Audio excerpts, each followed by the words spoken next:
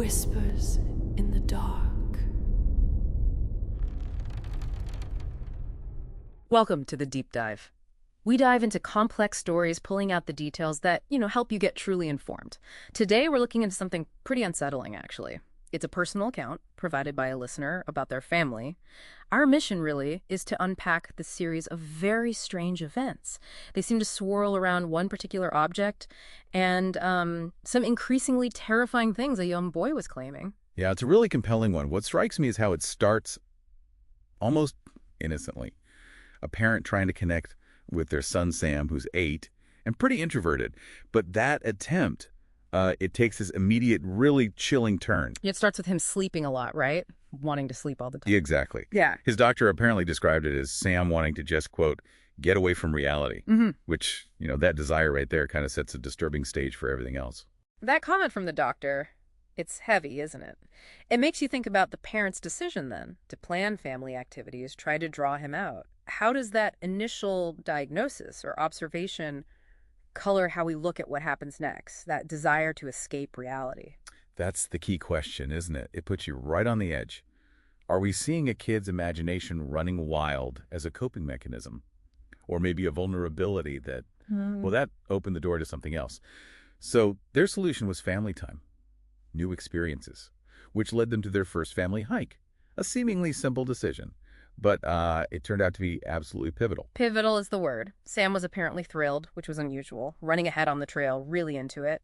Then at lunch, he's picking up sticks like kids do, but then he finds this one specific stick, runs to his mom, apparently saying, "Mom, feel this stick. It feels so cool." And it's this Y-shaped stick. Yeah, the description is very specific. It's meant to be incredibly smooth, almost like it was whittled, shaped kind of like bicycle handlebars. So strange. What does that immediate connection, that sort of magnetic pull to this one object suggest to you? Well, it instantly became his constant companion right away. And that signals this major shift in his behavior. Yeah. This object, so smooth, perfectly formed, almost like it was crafted for him. Yeah.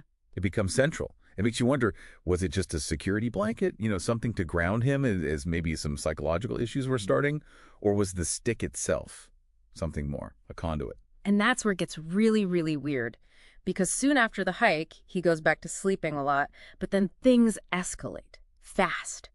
One night, his mom finds him wide awake at like 7 p.m., eyes wide open, terrified, and he calls her mother. He'd never done that before. Oh, wow. Yeah, he's clutching the stick, pointing it, but not at her, more like around her, at things she can't see, screaming, "Mom, watch out," at absolutely nothing. That's chilling. That's the moment it really shifts into deeply unsettling territory. Yeah. He's insisting he's not ready yet, and then he starts throwing away his toys. Yeah. They were fired. Yeah, fired, because they weren't doing a good enough job.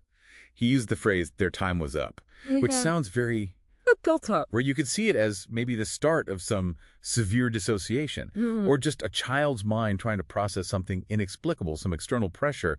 But the language itself is a huge red flag, whatever the cause. Totally agree. And then the school sends an email.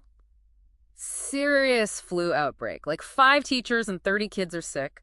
And later, Sam directly connects this outbreak to monsters who threatened to hurt people at school if he didn't put the stick away. Making that connection, a child linking an illness to unseen entities and their threats. It's deeply disturbing. Yeah. It builds this terrifying internal logic for Sam, which makes his claims even harder to just dismiss his imagination. Right, and the tension just keeps building. The mother gets annoyed with the stick always being there, snatches it from him. He screams, demands it back. Then middle of the night, she's woken up by whispers. Here's Sam moving around downstairs. Oh, no. She follows him, ends downstairs, and she thinks she sees a leg dart into the dark storage room. So she goes in. She goes in, unlocks the door, leaves the key in the handle, reaches for the light pull string, and feels long, greasy hair right at shoulder height.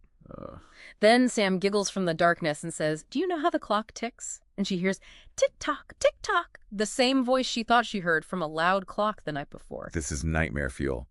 When the light finally flicks on, she sees a deer's skull, partly covered in stringy hair, darting away. The detail is just so visceral. And it gets even worse. She finds Sam huddled way up high on a shelf.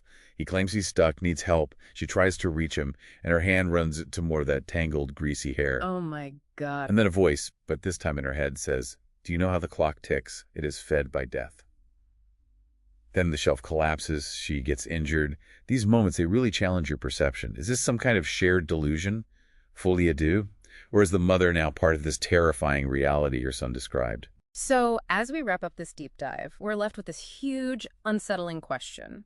What actually happened to this family? Was Sam experiencing, severe delusions, maybe an early onset of schizophrenia like the psychologist who eventually got involved suggested? Did the mother genuinely encounter something truly beyond her understanding?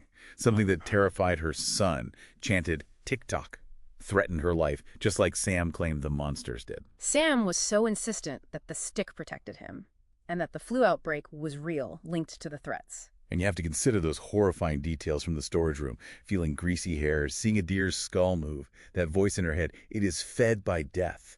These are just vague feelings. They're concrete, terrifying sensory experiences. And that final detail, the absolutely impossible detail.